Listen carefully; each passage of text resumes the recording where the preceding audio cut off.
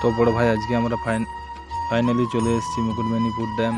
তো দেখো নদীতে 5টা গেট জল ছাড়া আছে, খুব অল্প পরিমাণে ছাড়া আছে, খুব বেশি নয়।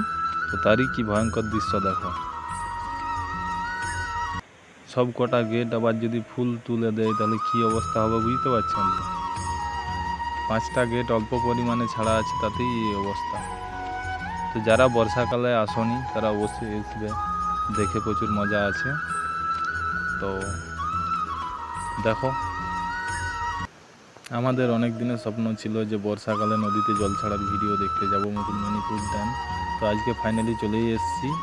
তো দেখো সে ভয়ঙ্কর দৃশ্য তোমাদেরকে দেখাচ্ছি।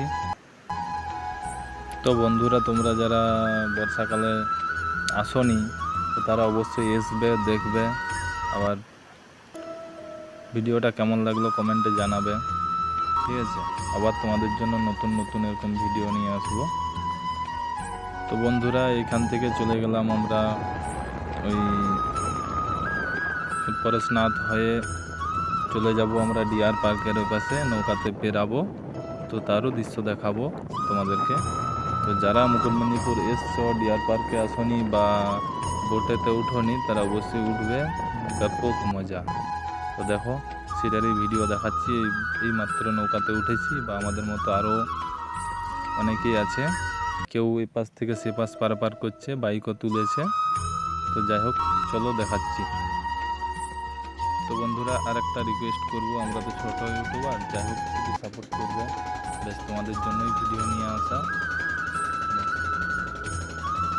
এই ভিডিওটা কেমন লাগলো অবশ্যই কমেন্টে জানাবে।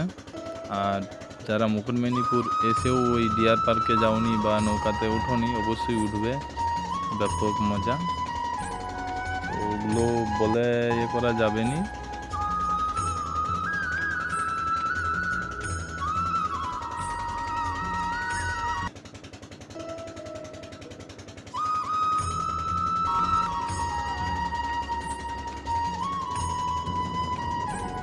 তো বন্ধুরা, আমি বলবো অবশ্যই লাইক করুন, শেয়ার সাবস্ক্রাইব করতে ভুলবেন না।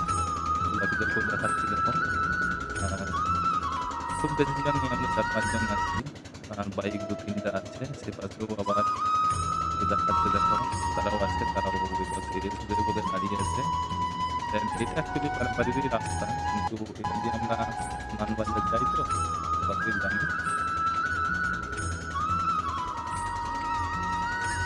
ঠিক আছে বন্ধুরা, বাই, আবার নতুন ভিডিও এসছে।